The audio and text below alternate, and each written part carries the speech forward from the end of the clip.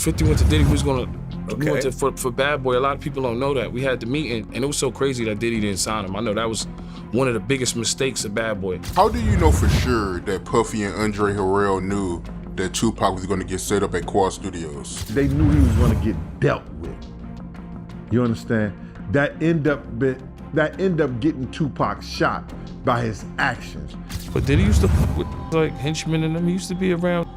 So he hung around the gangsters. 50 Cent and Diddy haven't really been cool for a long time. It's mostly been 50 trolling Diddy online while Diddy played it neutral, even going as far as saying 50 just loves him. I don't have no beef with I don't know why. With 50. He loves me. He loves me. Do y'all really can't have see a it? beef? I mean, y'all can't see it. No, we can't see it. Y'all can't see that he loves me. But behind all that calm front, it looks like Diddy might not have been so neutral after all. If you look closely, Diddy seems to have ties to just about everyone who had beef with 50, allegedly even the ones who were involved in attempts to take 50 out. We're talking about names like Jimmy Henchman, Murder Inc., and possibly even Supreme McGriff. I love Paul. Yeah. He can do drugs. Yeah. Whoa. Oh yeah. He done hit me with a Jeffrey one time.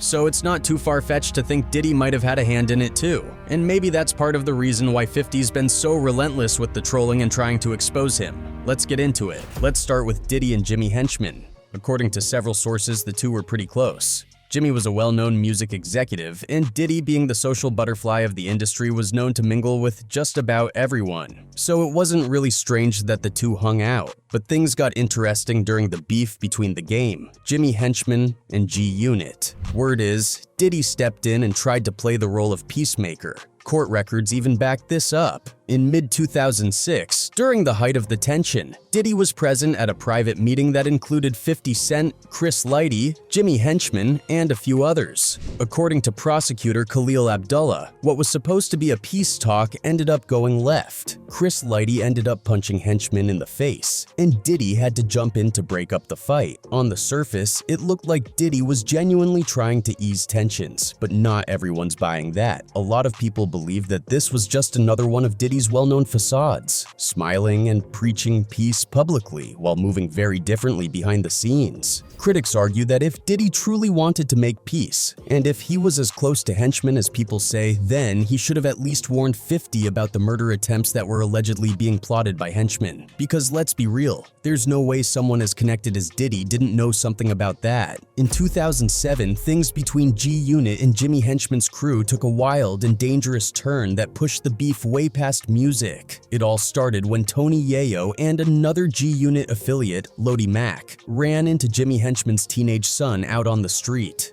The kid, who was just 14 at the time and known around the industry as Lil Henchman, was allegedly wearing a G-Uno shirt, a clear shot at 50 Cent and his crew. Now that alone probably would have sparked tension, but instead of brushing it off, Yayo and Lodi decided to confront him. Things went left real quick. The two reportedly pushed the kid up against a wall, and Yayo allegedly started slapping him around. Then Lodi Mac took it to another level. He pulled out a gun and pistol whipped the boy. It was a harsh and unnecessary move, especially considering they were dealing with a teenager. If I slap your kid, you're gonna go all out too. It's the streets. You know, rules got violated, and it is what it is. Word about the assault spread fast, and it didn't take long before both Yayo and Lodi were arrested. Yayo would eventually have the charges against him dropped, but Lodi wasn't so lucky. He ended up pleading guilty to aggravated and did a couple years behind bars for it. But even before anything could play out in court, retaliation came quick. Not long after the incident, someone unloaded bullets into Tony Yayo's mother's house. Luckily, no one was hurt, but the message was loud and clear. Most people believed Henchman was behind it, sending a warning that messing with his son came with consequences. Because your mom's house got shot up afterwards. Was your mom and your sister in the house? Nah, my mom's wasn't there, my sister was there. Your sister. From that point on, the tension between G-Unit and Henchman's side wasn't just street-level drama, it was war. Later that same year, things escalated even further when Henchman allegedly set up a hit on 50 Cent himself. At the time, 50 was on set shooting the music video for his track I'll Still Kill, featuring Akon. According to reports, Henchman's guys pulled up with silenced weapons, ready to shoot up the set. But something unexpected happened. before they even stepped out of the car. One of the guns went off by accident. That slip-up spooked them, and they sped off before anyone got hurt. It was the filming of the 50 Cent and Akon I'll Still Kill video. Henchman and them niggas supposed to come through, and I guess they gun jammed, but we had guard on that side, and they backed out on the hit, but we had straps too. But had that gun not misfired, things could have gone completely left. 50's crew was strapped too, so that could have easily turned into a deadly shootout. That misfire might have been the only thing that stopped a full-blown massacre. Still, the failed hit made one thing clear. Henchman was serious, and he was willing to go to extreme lengths to take 50 out. And he wasn't done yet. Jimmy Henchman kept pushing the envelope. In another brazen moment, he was allegedly driving down Manhattan's West Side Highway close to 50 Cent's office building. According to reports, he actually reached for his gun while behind the wheel, planning to shoot as he passed by the building.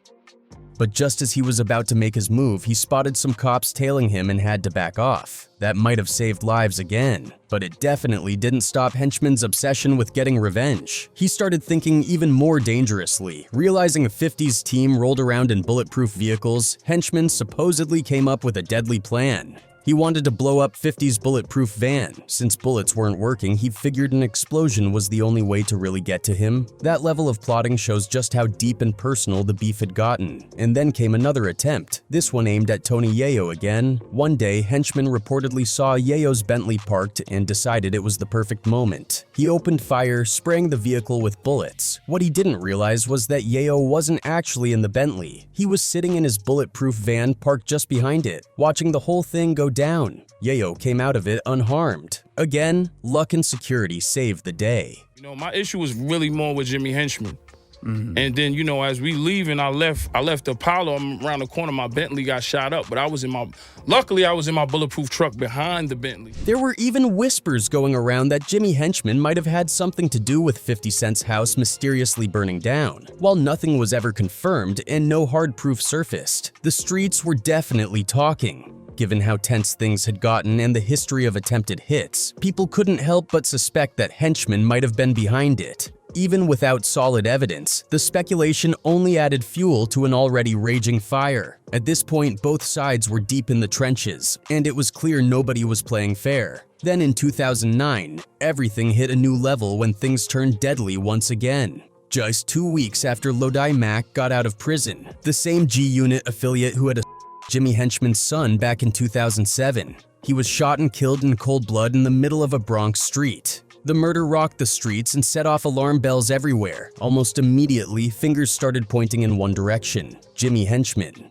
And it wasn't just a random act of violence. This hit was calculated down to the tiniest detail. According to reports, Henchman and his crew were tracking Lodi Mack from the moment he got out. At first, they tried to locate him but couldn't quite confirm they had the right person. But they didn't stop there. They got sneaky with it. They found out who Lodi's lawyer was and called him up, pretending to be a mutual friend connected to someone named Biggie. They told the lawyer they were looking out for Lodi Mack on Biggie's behalf and just wanted to meet up and show love. Lodi, thinking it was a friendly gesture and not suspecting a thing, agreed to meet them. He had no idea he was walking into a setup. That meetup turned into an ambush, and Lodi was gunned down not long after. It was a cold and calculated move that stunned the streets, but didn't surprise many. People didn't need a detective to figure out what was going on. Everyone knew Lodi had smacked around Henchman's son years earlier. Now he was dead just weeks after coming home. The dots connected themselves. For a while, though, the murder remained technically unsolved. There wasn't enough hard evidence to charge Henchman at the time, even though everybody in the streets was convinced he'd ordered the hit.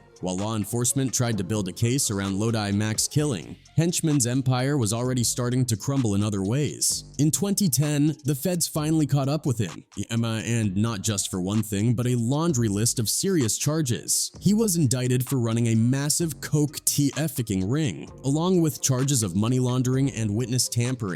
It turned out Henchman had been operating a bi-coastal drug empire while still staying heavily connected in the music industry. The lifestyle, the connections, the attitude, it all finally caught up with him. When the court came down on him, they didn't hold back. The judge called Henchman's crimes astonishing in their breadth, duration, and intensity. and handed him a life sentence. But that wasn't the end of it. While he was already behind bars serving time for the drug charges, the murder case came back around. In 2012, prosecutors officially charged Jimmy Henchman with orchestrating the hit on Lodi Mac. This time, they had the goods. Several of Henchman's shooters flipped and testified in detail about how the murder was planned. They gave up names, dates, conversations, the whole nine. The case against him was airtight. Prosecutors lined up over 35 witnesses to testify, and the courtroom was stacked with evidence. By 2014, it was a wrap. Henchman was found guilty of arranging Lodi Mac's murder and was hit with another life sentence, stacking it on top of the one he was already serving. That pretty much sealed his fate for good. After everything that happened, there were claims that Jimmy Henchman might have informed on Diddy. Reports suggested that authorities questioned Jimmy about Diddy's alleged inappropriate behavior involving UH boys, and it's possible Jimmy said something. But this kind of play-both-sides behavior isn't new with Diddy. The same pattern goes way back to the infamous Tupac Quad Studios shooting. Jimmy Henchman has long been suspected of being involved in setting up Pac that night. Some sources even claim that Diddy knew about the setup, swoosh, and a few go as far as to say he may have played a role in staging it. They knew he was going to get dealt with. You understand? That end up getting Tupac shot by his actions. At the time, Diddy denied all of it. When the Los Angeles Times ran a story connecting him to the shooting, he released a statement calling it completely false and beyond ridiculous. He added, "I am shocked that the Los Angeles Times would be so irresponsible as to publish a baseless and completely untrue story. But people in the streets and in the hip-hop community weren't all convinced. The whole situation happened when Jimmy was just getting into the industry. Around this time, Tupac Shakur was becoming one of the hottest names in rap. He wasn't the global icon he'd later become, but anyone paying attention knew he was on the verge of blowing up. Jimmy saw an opportunity and wanted to manage Pac, but Pac wasn't interested. The rejection didn't sit well with Jimmy, and what happened next changed the course of hip-hop forever. Henchman was tight with Haitian Jack, a notorious figure in the streets. Pac met Jimmy through Jack, despite warnings from Biggie to steer clear. Back then, Biggie and Pac were cool, but the introduction of Haitian Jack and Jimmy Henchman into Pac's circle marked the beginning of the end for their friendship. Pac wasn't interested in Jimmy's management, but Henchman still found a way to do business with him. Jimmy allegedly offered Pac $7,000 to feature on a track for his artist Little Sean. At the time, Pac was dealing with an expensive SA case and needed the money, so he accepted. On the night of the recording, Pac rolled up to Quad Studios in Times Square with his crew, including his friend Stretch. Puffy and Biggie were upstairs in the same building, but Pac never made it to them. As soon as Pac walked into the studio lobby, 3 gunmen ambushed him. They shot and robbed him, leaving him wounded and furious. It's December 1st, 1994. The rare, raw footage of Tupac Shakur in a wheelchair the morning after he was shot. Pac believed it wasn't a random robbery. He was convinced it was a setup. He publicly accused Puffy, Biggie, Henchman, and others of orchestrating the attack. That night sparked the infamous East Coast versus West Coast feud, a beef that would ultimately claim the lives of both Pac and Biggie. Pac didn't hold back. On his track Against All Odds, he directly called out Henchman with the lines, "Promise to pay back Jimmy Henchman in due time. Set me up, wet me up, dude stuck me up. Heard the guns bust, but your tricks never shut me up." Promise to pay back Jimmy Henchman in due time. I need you just listening. The world is For years, Henchman denied any involvement. Did you not have anything to do with him being robbed or shot at Quad Studios in 1994?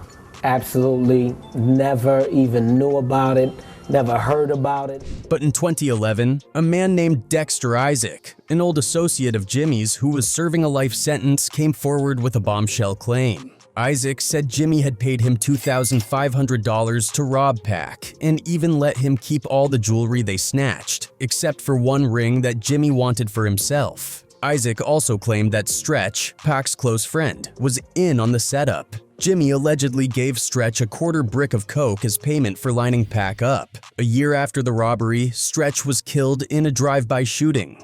Pac addressed the betrayal on Against All Odds, rapping, "And that dude that was down for me restin' dead. Switched sides, guess his new friends wanted him dead." Despite Isaac's confession and Pac's accusations, Henchman continued to deny everything. However, during a confession in an unrelated drug case, he allegedly admitted to being involved in the Quad Studios shooting. Still, no charges were ever brought against him for the incident. Then there's Diddy's connection to Murder Inc. Diddy and Irv Gotti definitely have a history. Irv has publicly talked about hanging out with Diddy and doing drugs together, painting a picture of a much closer relationship than some might think. I love Puff. Yeah. He can do drugs. Yeah. Whoa. Oh yeah. He done hit me with a Jeffrey one time. Jeffrey. Diddy even has songwriting credits on Ja Rule's hit Unfoolish, which came off an Irv Gotti compilation album. So, the ties were real, both personally and musically. Aside from that, there's been a lot of controversy surrounding Diddy's relationship with Murder Inc., especially with Ja Rule. One of the most talked about stories came from Gene Deal, who used to work as a bodyguard for Diddy. According to him, Diddy had just bought a bunch of S-toys, and then he and a famous rapper went into a hotel room together. Gene says while he was guarding the door, some guy came looking for his cousin who happened to be Ja Rule. Gene told him Ja was in the room with Puff and didn't want to be disturbed. The dude wouldn't back off, so Gene had to put hands on him to calm him down. So I opened the door, and the dude said, "Yo, I'm here for my cousin." I said, "Who your cousin?" And he said, Ja Rule. Not long after, Gene said both Diddy and Ja Rule came out the room wearing just towels. He claims they were both naked under the towels, and the vibe was off. When I threw him into the piano, Puff and Ja Rule runs out the room. Puff got his towel, Ja grabbing his towel, but they That might explain why Diddy took Murder Inc.'s side during their feud with 50 Cent. One of the biggest things that fans point to is the fact that Diddy passed on signing 50 Cent to Bad Boy Records early in his career. According to Tony Yayo, there was a meeting after 50 had dropped his 1999 debut single How to Rob. Diddy apparently turned him down, claiming it was because of 50's ongoing issues with Supreme McGriff. 50 went to Diddy. 50 went to Diddy. We was gonna we went to, for Bad Boy. A lot of people don't know that. We had the meeting, and it was so crazy that Diddy didn't sign him. I know that was one of the biggest mistakes of Bad Boy. But now, looking back, people are starting to feel like that wasn't the full story. They think Diddy had already chosen a side, and it wasn't 50's. With Diddy being cool with Irv Gotti, Ja Rule, and the attempt on 50's life, it's not hard to see why people believe Diddy might have known a lot more than he let on. The fact that 50 ended up getting shot 9 times and Diddy still kept close ties with folks allegedly involved, that speaks volumes to some. All of this is why a lot of people believe 50 Cent has never let up on trolling Diddy and why he's stayed front and center when it comes to exposing him. Folks have also started to notice a pattern. Every major enemy 50's had over the years is either dead or locked up, and now with Diddy facing his own wave of legal troubles, he's looking like the latest name on that list.